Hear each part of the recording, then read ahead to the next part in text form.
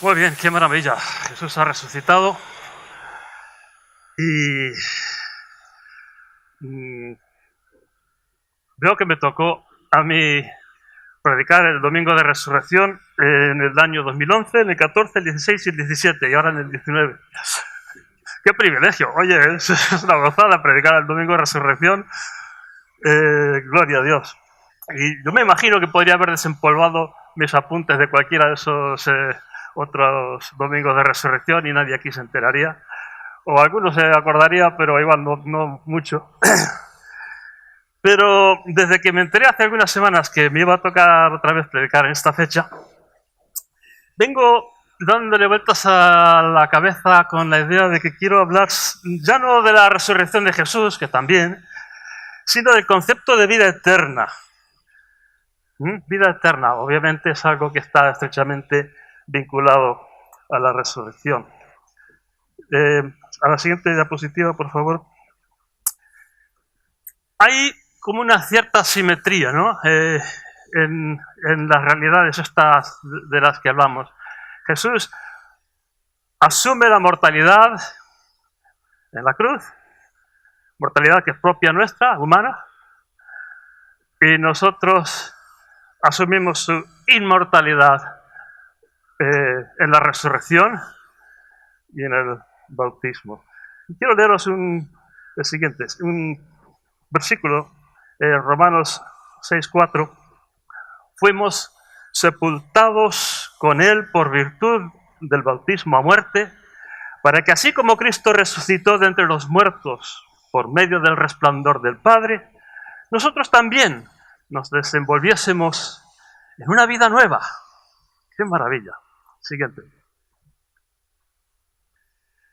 Hay una simetría, entonces, entre nosotros que somos mortales, Jesús que asume nuestra mortalidad en la cruz, y Él que es inmortal y que por consiguiente resucita, que nos pega a nosotros su inmortalidad, concediéndonos a nosotros también la resurrección. Una simetría interesante. Y esto se escenifica o se hace realidad, siguiente por favor, con el bautismo. El bautismo es ese acto, ese momento en nuestra vida cuando se hace realidad la comunión entre Jesús y nosotros, que hace que a Él se le pega nuestra mortalidad y a nosotros se nos pega su inmortalidad. Hay otros símbolos en la vida cristiana también muy potentes, como tomar la comunión, el pan y el vino. Pero realmente no es ahí donde se escenifica el comienzo de esa comunión entre Jesús y nosotros, sino en el bautismo. Yo no sé si hay alguien aquí que todavía no ha decidido por cuenta propia: yo me quiero bautizar, yo quiero apropiarme de la inmortalidad de Jesús y que Jesús se apropie de mi mortalidad y la borre. Si hay alguien aquí que eso todavía no lo ha vivido, no lo ha experimentado, no lo ha hecho suyo, aquí está Gus, el pastor, para que habléis con él después de la reunión. Ya empieza dentro de poco a hacer bueno en Burgos, meterte al agua en el río, pues ya no hace tanto frío, entonces estoy seguro que Gus estará encantado y toda la iglesia estaremos encantados de acompañaros en algo tan potente, tan fuerte, como hacer tuya, por fin, esta simetría entre Cristo que asume tu mortalidad y la borra, y tú que asumes su inmortalidad y la resurrección. Bueno, aquí mientras hablaba se me acabó. Aquí está, se me ha vuelto a encender, muy bien. Vamos a la siguiente diapositiva. La expresión vida eterna. He hecho un pequeño estudio. Yo mismo no tenía muy claro por dónde tomar este pequeño estudio a ver dónde aparece en el Nuevo Testamento. Como veis, en los Evangelios 25 veces, curiosamente de esas 25, 17 están en el Evangelio de Juan. Luego Pablo lo menciona 9 veces, y otra vez volvemos, primera de Juan, 6 veces. Curioso, entre el Evangelio y primera de Juan ya va sumando más de la mitad de las veces que figura esta expresión en el Nuevo Testamento. Luego Judas, una vez. Pedro, Santiago y Apocalipsis, nunca. Ahora, eso sí, en el Apocalipsis no usa la expresión vida eterna, pero sí habla de resurrección, sí habla de una existencia posterior a la muerte. Entonces, aunque no use la expresión en sí vida eterna, pues naturalmente el Apocalipsis, que también es de Juan, pues está lleno de este concepto, aunque no use la expresión como tal. Entonces, está claro que esto es una expresión que se usaba en general en la iglesia de las primeras décadas, cuando se escribió el Nuevo Testamento, pero que es especialmente característico de la escuela joanina, o sea, de Juan. Vamos a la siguiente diapositiva, porque Juan, en su Evangelio y en general en sus inquietudes, se observa un interés, digamos, más filosófico, teológico, que en los otros evangelios. Recordaréis que el Evangelio de Juan, yo creo que esto lo mencioné la última vez que prediqué aquí, el Evangelio de Juan empieza con estos conceptos un poquito abstractos, filosóficos, como la palabra, la sabiduría eterna, la palabra con la que Dios creó, la luz que se hace carne. Estos conceptos, sabiduría, logos en griego, logos, palabra, luz, todos son conceptos que manejaba la escuela filosófica griega, y hay que recordar que el judaísmo estaba muy metido en este mundo helenista, helénico, griego.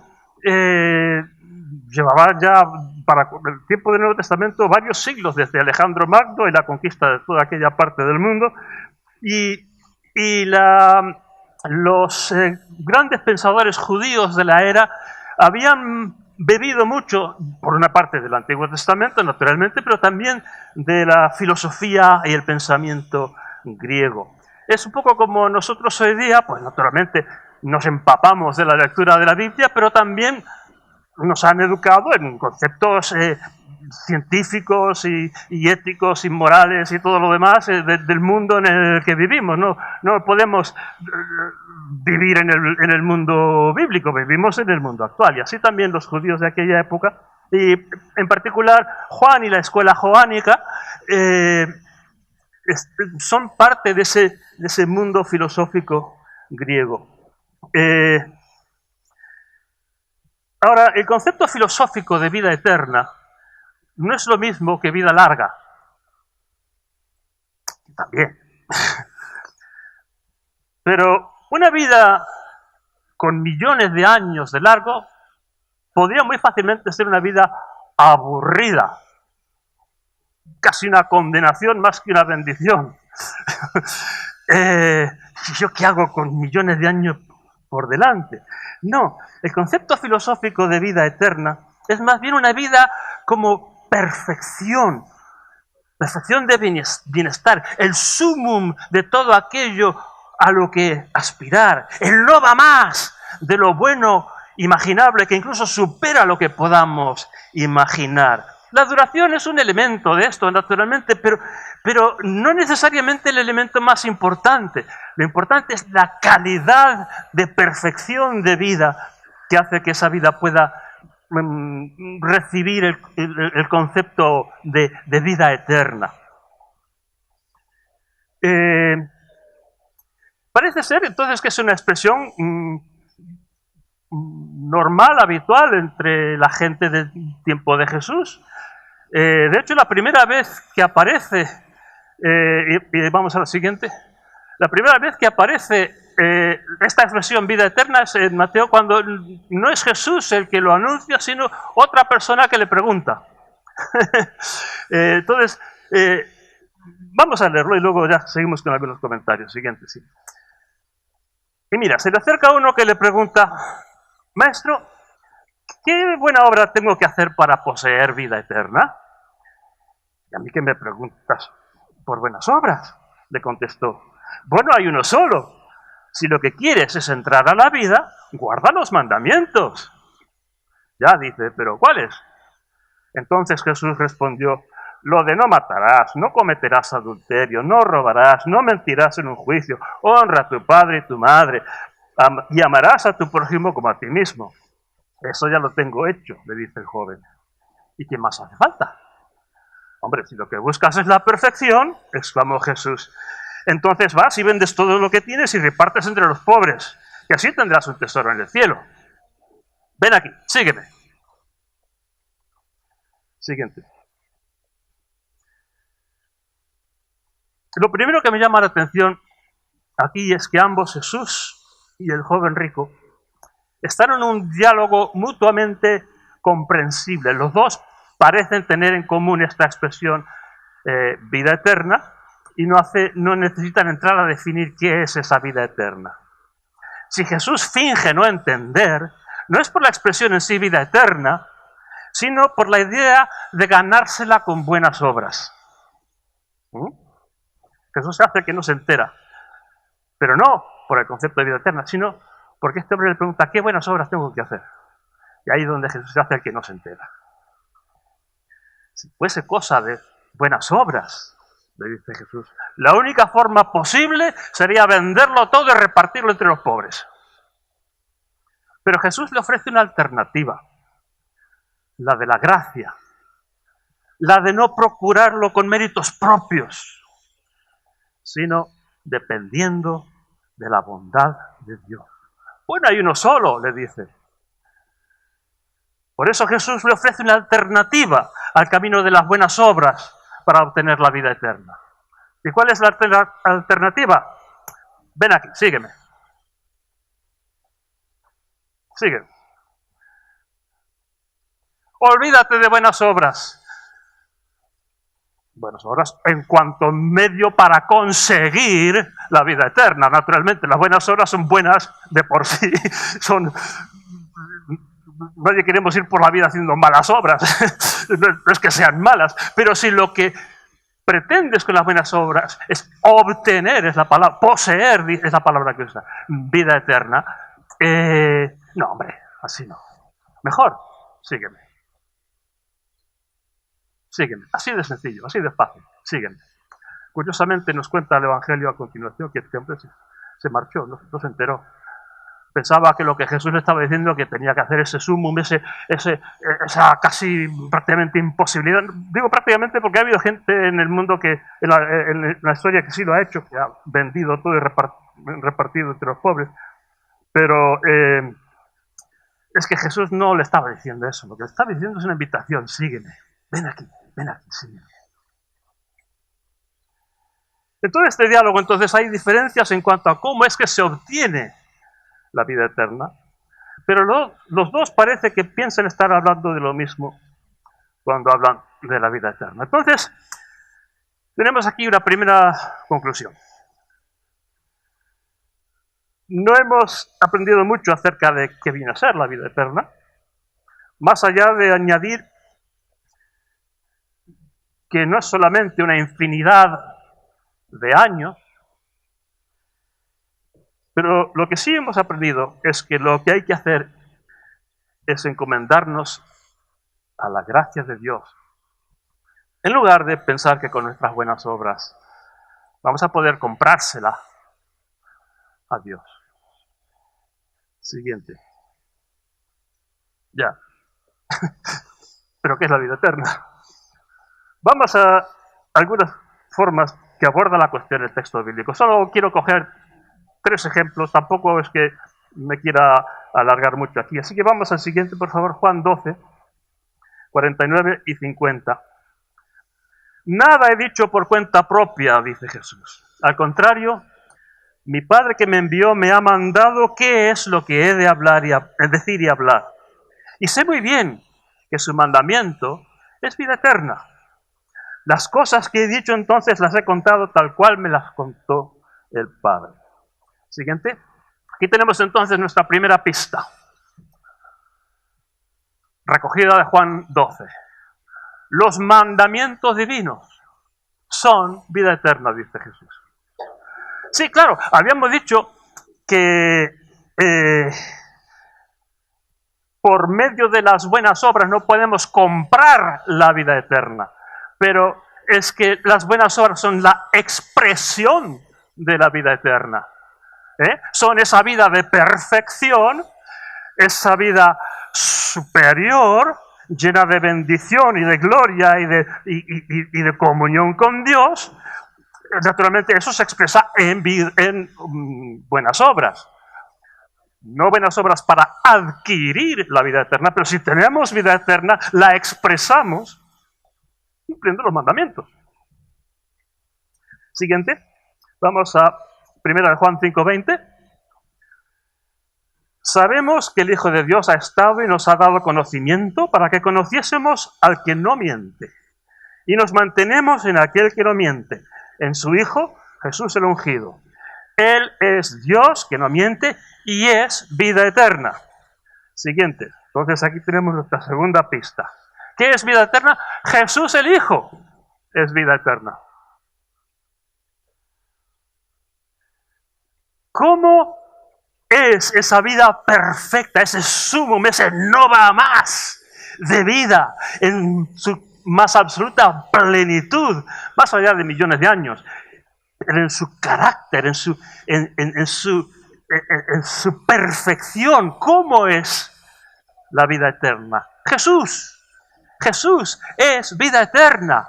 ¿Quién Él es? ¿Cómo Él es? Como expresión primero de cómo es Dios el Padre, pero también como expresión de cómo es un ser humano, cuando ese ser humano es perfecto, es decir, cuando tiene vida eterna. Jesús el Hijo. De hecho, Él es Dios y Él es vida eterna. Ambas cosas. Siguiente. Nuestra tercera y última pista. Esta es la vida eterna que consiste en conocerte a ti, el único Dios que no mientes, y al que tú has enviado, a Jesús ungido. Tercera pista entonces, siguiente.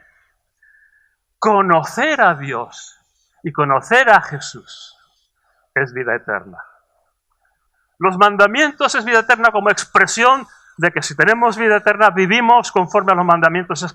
Quiere decir que nuestra vida es una vida que agrada a Dios y bendice al prójimo y por consiguiente nos bendice a nosotros. Es todo un paquete de perfección. Vida eterna es Jesús como expresión perfecta de cómo es una persona que tiene vida eterna. Y para nosotros, naturalmente, solo podemos aspirar a la vida eterna conociendo a Jesús. Y antes hice una invitación para que te plantees el bautismo si no lo habías hecho. Si hay alguien aquí que todavía le parece que no conoce a Jesús,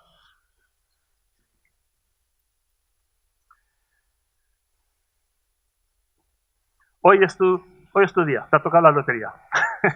Hoy es tu día, hoy puedes conocer a Jesús. Es muy sencillo.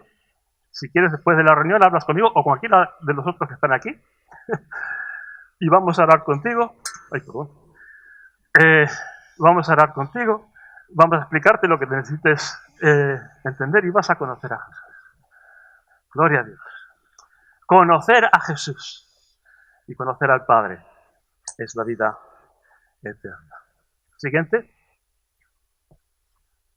Ya, bueno, muy bien, pero entonces, ¿en qué quedamos? ¿Qué viene a ser la vida eterna?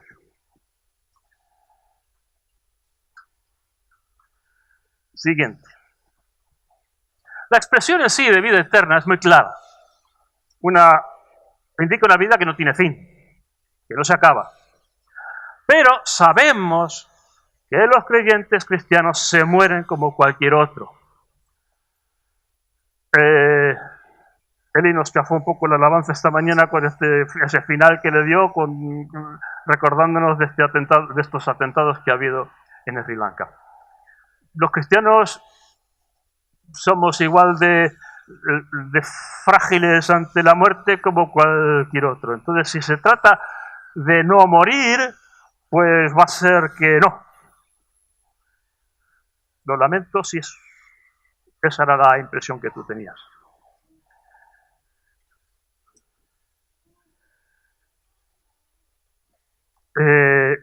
No significa entonces que somos inmunes a la muerte. Hay otras realidades escondidas detrás de esta expresión vida eterna. Eso sí, tenemos 3 pistas, vamos a volver a repasarlas. Estas 3 pistas que hemos recogido: vivir conforme agrada a Dios, eso es expresión de vida eterna, eso ya nos explica un poco qué viene a ser la vida eterna, cómo es. Luego, Jesús el Hijo es vida eterna. Y luego, conocer a Dios y a Jesús es vida eterna. Ya estamos empezando a responder a esta pregunta: ¿qué es la vida eterna? Más allá de que nos hubiésemos imaginado que significaba que no íbamos a caber en el ataúd como en la diapositiva anterior. ¿Qué es la vida eterna? ¿Qué es la vida eterna? Siguiente. Aprendí de uno de mis profesores de teología, el doctor John Howard Yoder, que a veces acabamos con soluciones malas porque nuestras preguntas no han sido las más oportunas. Nuestras preguntas determinan qué es lo que vamos a aprender. Y en el método científico siempre lo esencial es aprender qué es lo que tienes que preguntar e investigar para conseguir algún resultado útil. Porque si te pones a investigar lo que no viene a cuento, pierdes tiempo. Y en la teología también, y en el conocimiento de Dios. A veces una pregunta como ¿qué es la vida eterna? ¿Qué viene a ser la vida eterna? No es la más indicada. Porque el texto bíblico parece respondernos a otro tipo de pregunta. Y ese otro tipo de pregunta sería algo así como ¿qué significa para mí hoy, en esta tierra, en esta vida, hasta que yo fallezca? ¿Qué significa para mí hoy la vida eterna? El texto bíblico parece responder más a esa pregunta que a la pregunta abstracta ¿y qué viene a ser? Nos lleva a pensar en la calidad de nuestra vida hoy. Que a fin de cuentas es tal vez lo que más nos interesa, porque tenemos que saber mañana lunes cómo vamos a vivir. Bueno, esta misma tarde. Al acabar la reunión, tenemos que saber si nos vamos a marchar de aquí sin saludar a nadie, o si vamos a ser amables, si vamos a chapar con otros los que están aquí. O sea, ¿quién somos? ¿Cómo actuamos hoy? Es lo interesante. Entonces, vamos a lo siguiente. Ya, ¿qué significa para nosotros hoy la vida eterna? Siguiente. Yo tengo algunas conclusiones sobre lo que significa. Primero, encomendarnos a la gracia de Dios, no a la virtud de nuestras obras. Creo que ese fue el primer punto que sacamos en limpio. Primero que se nos aclaró. No encomendarnos a nuestras buenas obras, sino a Dios para obtenerlo. Siguiente. Y, sin embargo, vivir como Dios manda. ¿Por qué? Siguiente. Porque conocemos y amamos a Dios y a su Hijo. Siguiente. Otra cosa que parece ser que significa para nosotros hoy la vida eterna es identificarnos por medio del bautismo con la inmortalidad de Jesús y esperar en la resurrección. Sí, es verdad, vamos a fallecer todos. Pero también hay una esperanza de resurrección. Y esta esperanza de resurrección también la escenificamos por medio del bautismo. Y por último, 5, identificarnos con la vida de Jesús por medio de toda nuestra vida y nuestras obras. El Nuevo Testamento tiene una expresión curiosa para hablar acerca de qué es la iglesia. Bueno, tiene varias, pero la que estoy pensando ahora mismo es cuerpo de Cristo. Quiero decir que aunque es verdad que Jesús, al cabo de 40 días, se ausentó, ascendió al cielo, pero también es verdad que el cuerpo de Cristo sigue presente aquí en la tierra hoy. Esto ya me habéis escuchado decirlo, no sé cuántas veces estáis aburridos de escucharme decirlo, pero os lo repito. Cuerpo de Cristo somos nosotros. Quiere decir que nuestras obras han de ser las obras de Cristo. Siempre que yo hago mis obras de Dionisio Bailer y no las obras de Cristo, no estoy viviendo en su plenitud lo que vendría a ser la vida eterna. Porque la vida eterna es que todos nosotros, cuerpo de Cristo, allí donde vamos, seamos la presencia viva y activa, presente, con nuestras obras. De las obras de Cristo. ¿Por qué? Porque somos su cuerpo. Bueno, hasta ahí hemos llegado. Siguiente. Vamos a acabar con una oración. Os invito a poneros de pie para esta oración.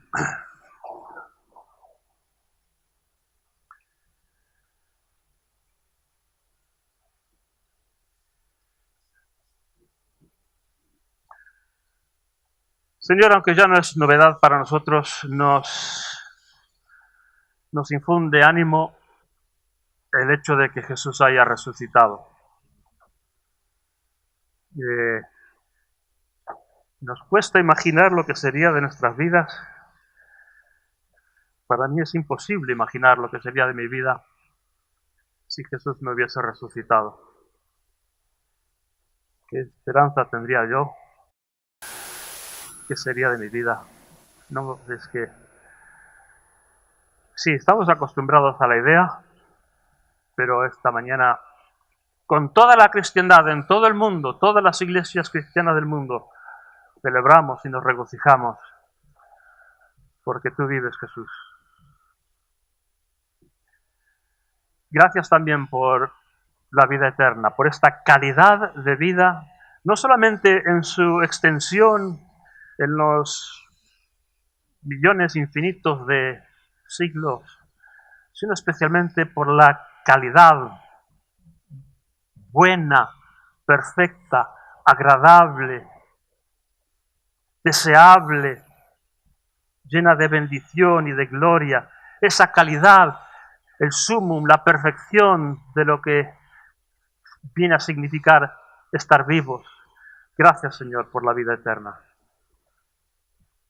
Gracias porque no nos la tenemos que ganar con nuestras conductas, con nuestra perfección humana. Yo sospecho que aunque vendiéramos todo lo que tenemos y lo repartiéramos a los pobres, tampoco así. Porque alguna actitud indeseable, imperfecta todavía quedaría en nosotros y no seríamos capaces de comprar la vida eterna si fuese por buenas obras. Gracias porque eres tan sencillo como tu llamamiento, Jesús. Ven acá, sígueme. Déjate de historias, de tratar de conseguirlo con tus medios, sígueme. Que ya verás que tampoco era tan complicado. Gracias por esa invitación, Jesús. Gracias. Gracias porque nos has dado un símbolo que más que símbolo, es una escenificación tan potente de tú identificarte con nosotros mediante la muerte para nosotros identificarnos contigo mediante la resurrección. Gracias por el bautismo, Señor. Es que si no, se nos quedaría un poco en abstracto, no sé, nos costaría tal vez entender exactamente de qué va, pero al sumergirnos en el agua como si fuera en una tumba y salir otra vez como si fuera resucitando, se nos hace clara en la mente la realidad de que tú te has hecho uno de nosotros para que nosotros seamos uno contigo. Gracias, Señor. Y un día más, Señor, un día más, nosotros, tu cuerpo en esta tierra, tu cuerpo aquí en Burgos, bueno, dos de nosotros en Santander, pero en fin, tu cuerpo aquí en Burgos, Señor, cuerpo tuyo. Gracias porque nos das el privilegio de ir por esta ciudad, ir por el mundo, haciendo tus obras, haciendo real para todo aquel que nos rodea la verdad de que Jesús ha resucitado y que vive hoy, y que tiene un cuerpo vivo hoy, que somos nosotros. Gracias por eso también, Señor. Es un privilegio inmenso. Y queremos honrarte y ser fieles a ese llamamiento, a esa vocación a la que nos has llamado. Te bendecimos y te alabamos, Señor. Amén. Podéis sentaros.